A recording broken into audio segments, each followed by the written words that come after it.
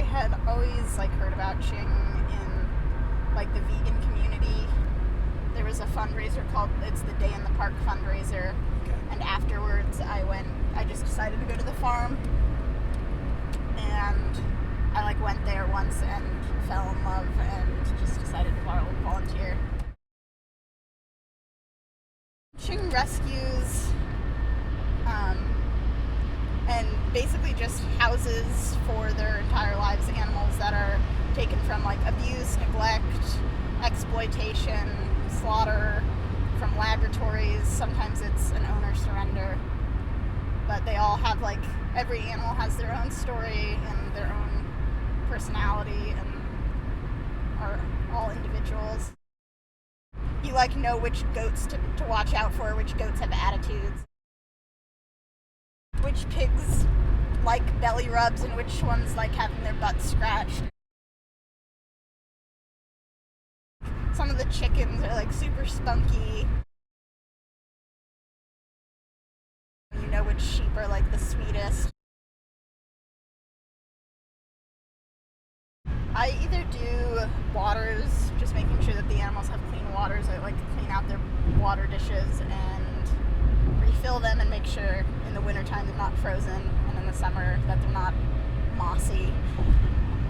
And then the pigs also have kiddie pools that have to be cleaned out. They like to swim. Same with the horses. The horses will actually get waist deep in water. Normally you kind of you start with waters, doing the waters because they're super simple. To pig feed you have to know all of the pigs because all of the pigs have their different special needs in terms of food and in terms of who they can be fed around and how they need to be fed and what they need to be fed, and so you have to know who all the pigs are in order to be able to feed them properly. The woman who runs the program is named Faith Ching. She is an amazing lady. She's been doing it for 17 years, I think. There's nobody who's as compassionate as her. I can't imagine the stress that she has running the sanctuary, making sure that 100 mouths get fed.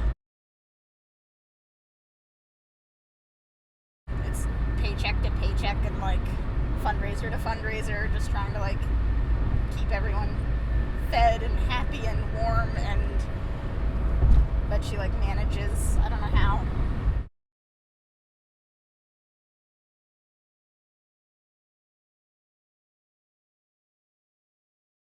She originally started out with rescuing cats, and then at some point she was offered a pig to take, a potbelly pig, and she decided to take on this pig because she had land in Riverton. Eventually it had, I think, a horse, and then it was kind of the floodgates opened, and then when people had an animal that knew they needed to be rescued, then she started taking them. She couldn't run it alone if she wanted to. I remember holding this one sheep named Tomasi, who was 17 years old, which is for his breed of sheep is super, super old. But he lived at Ching his whole life and ended up living super old, and I just held his head when he was dying, and Faith was with me, just crying, and it was a super draining experience, but it was kind of a really beautiful thing at the same time, because it lived a good life, as opposed to some of the other ones who come in at their old age and they've already been hurt and abused.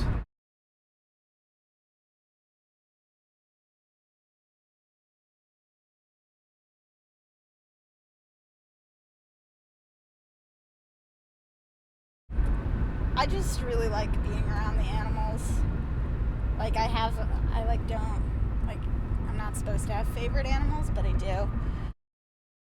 One of my favorite animals, her name is Charlotte. She's a pig who weighs 1,000 pounds, and she'll when I call her name, like she knows me, and when I call her name, she'll like come like trotting over to me.